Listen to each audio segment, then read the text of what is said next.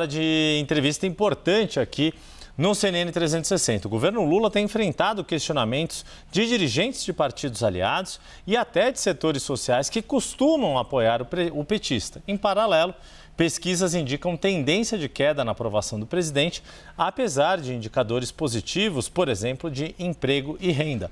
Para falar do atual momento do governo, das perspectivas para a segunda metade do mandato e todo esse contexto mundial também, o quanto isso nos afeta, a gente recebe aqui no CNN 360 o ministro-chefe da Secretaria-Geral da Presidência, Márcio Macedo, conosco direto dos estúdios da CNN em Brasília. Ministro, muito boa tarde, obrigado por estar conosco.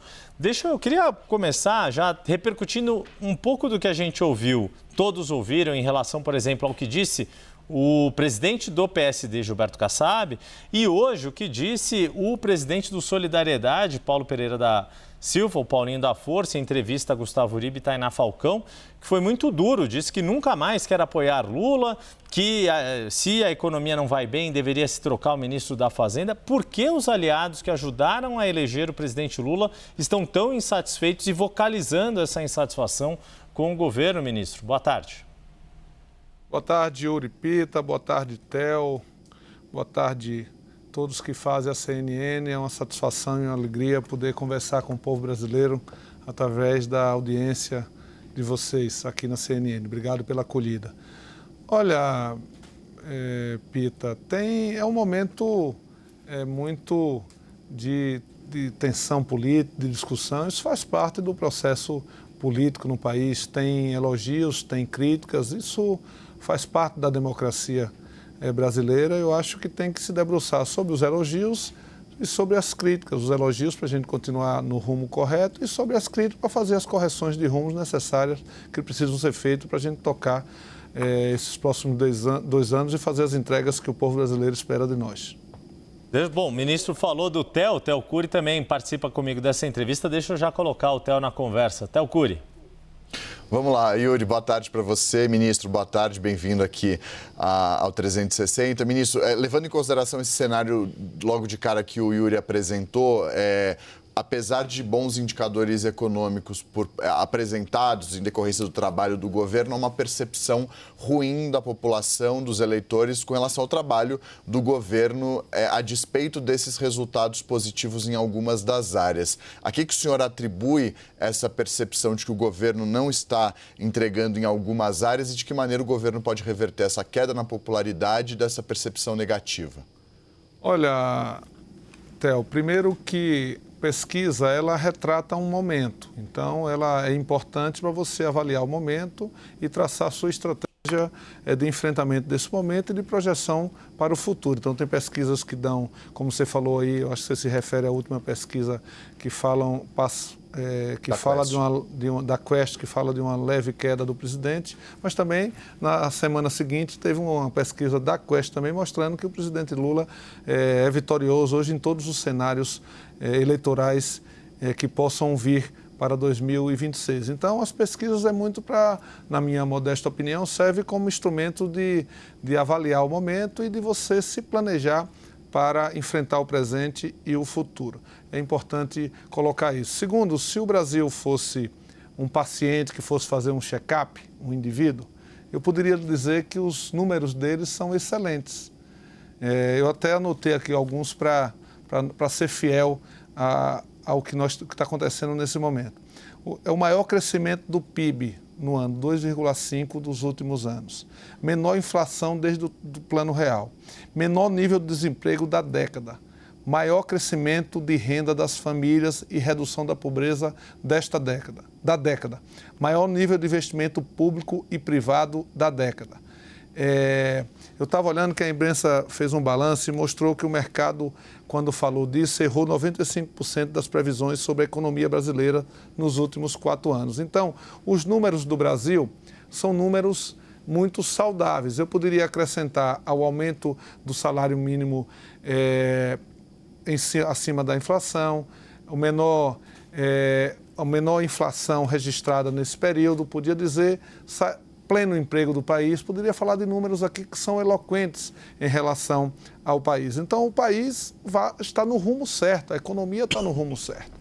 é natural que você encontre ali ou acolá mau humor, porque muitas vezes a política que você define, ela não chega na mesma velocidade na ponta com que nós esperamos. Então, é necessário que tenha um tempo de decantação desse processo e é necessário que a gente se comunique mais intensamente para mostrar ao povo na ponta o que está acontecendo com o país e as políticas públicas que foram protagonizadas pelo presidente Lula. Então, acho que, aliado a isso, nós temos que fazer uma comunicação adequada, colaborativa, envolvendo os movimentos sociais, envolvendo os partidos do povo, envolvendo o setor democrático desse país, uma comunicação que possa levar esses números e essas políticas públicas até o conjunto da população brasileira. Além de você viver num período muito delicado da história do Brasil e da humanidade, que é essa luta incessante que nós temos que ter contra a desinformação. Então, tem muita fake news, muita desinformação que compete com as ações de informação que tem que chegar no cidadão. Então, é uma quadra de disputa política também, contra a fake news, contra a desinformação, que todos nós, democratas do Brasil, temos que ter consciência da importância de que todo mundo tem que dar uma contribuição para combater as fake news. Então, Mas o senhor acha que o principal problema nesse caso específico de traduzir para a população as benfeitorias do governo passa pela comunicação? O senhor acha que esse é o problema para que as pessoas possam entender isso está se refletindo nas pesquisas? Eu acho que a comunicação é um desafio de todos nós, não é papel também de uma pessoa, um ministério só. Eu falei aqui de comunicação colaborativa, claro. Que eu acho que tem que ser feito por todos nós, no caso o governo, os movimentos sociais, as pessoas que têm relação direta com esse momento histórico que o Brasil está vivendo. E o combate às desinformações é mais amplo ainda. É um papel da imprensa profissional, é um papel do governo, é um papel dos movimentos, é um papel dos democratas do Brasil e do mundo para enfrentar essa quadra de avanço da extrema-direita, de avanço desse processo de desinformação, fake news, que se apropriou. Os trilionários do mundo resolveram financiar a extrema-direita. E houve uma apropriação com recurso e com tecnologia das redes digitais. Como é que se vence isso? Se vence num debate de disputa política e orgânica e militância, tanto nas ruas quanto nas redes, para tratar da verdade como instrumento de informação no nosso país. Ministro, deixa eu perguntar também, a gente nesse contexto de questionamento, o senhor falou que é da democracia as críticas ao governo, etc. E muito se tem falado de reforma ministerial e a própria permanência do senhor tem sido muito tratada em relação a isso. Como é que o senhor está em relação ao seu posto de ministro da Secretaria-Geral da Presidência? O senhor acredita que vai seguir no governo ou, se deixar o governo, o senhor sai de cabeça tranquila, consciente de que fez o melhor que era possível fazer? Como é que o senhor está vendo essa situação do seu cargo estar ali colocado como um dos potenciais lugares que vai ter mudança na reforma ministerial? Olha, primeiro eu queria dizer para vocês que quem fala de reforma ministerial é o presidente da República. E assim ele disse para todo o Brasil na sua coletiva, onde que ele não autoriza ninguém a falar por ele acerca desse tema. Que na hora que ele for fazer a reforma, se ele for fazer a reforma ministerial, ele mesmo vai dizer à imprensa se vai fazer, se não vai fazer, quando vai fazer. Eu falo de trabalho, que é isso que eu estou fazendo neste momento e que eu estou seguindo as determinações do presidente da República naquilo que ele desenhou para a Secretaria-Geral da Presidência e na missão institucional que eu tenho, de fazer a articulação política com os movimentos sociais do Brasil, com o povo, a articulação interministerial para que o tema da participação social seja presente no nosso governo. Então, nós criamos o sistema interministerial de participação social, nós criamos o Conselho Nacional de Participação Social, onde estão presentes todas as entidades da sociedade civil que têm referência nacional, que serve como um órgão de assessoramento político para o presidente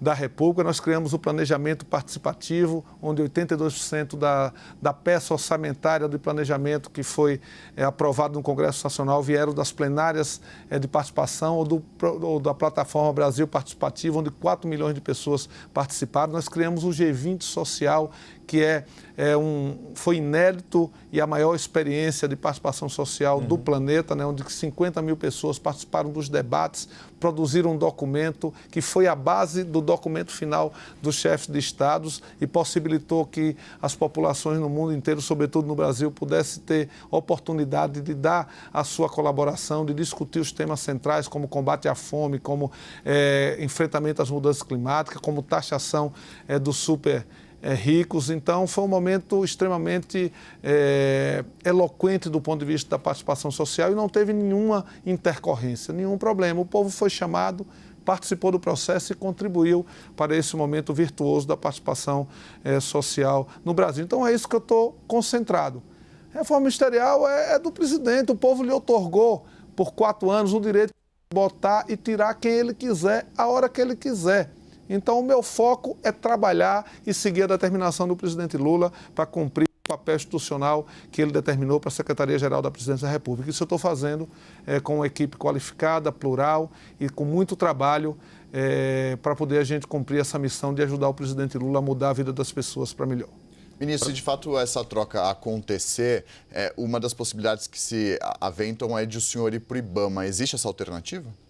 Olha, eu vou repetir o que eu disse. Quem fala da reforma ministerial é o presidente da República. E ele assim falou para que o Brasil todo ouvisse na executiva, que ninguém tem autorização para falar de reforma ministerial, não ser ele. Que quando ele tiver a definição se vai fazer, quando vai fazer, ele vai falar para o Brasil e para todos vocês.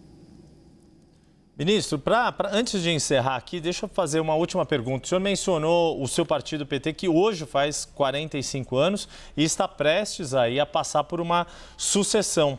O que o senhor espera de quem assumir o PT e como, dentro desse contexto que o senhor falou, de enfrentamento da desinformação, qual é o papel do PT para conseguir se reconectar com a população, conseguir comunicar o seu trabalho às pessoas, dado que a gente percebe, e isso tem sido quase uma unanimidade entre analistas políticos, de que a figura de Lula, do atual presidente, é maior do que a do partido e que quando o Lula eventualmente deixar de participar das disputas eleitorais, o PT não tem ainda um sucessor direto, alguém que tenha a mesma força. O que o senhor espera para o PT na próxima gestão, quem suceder Gleisi Hoffmann e para o futuro, para os próximos anos do partido?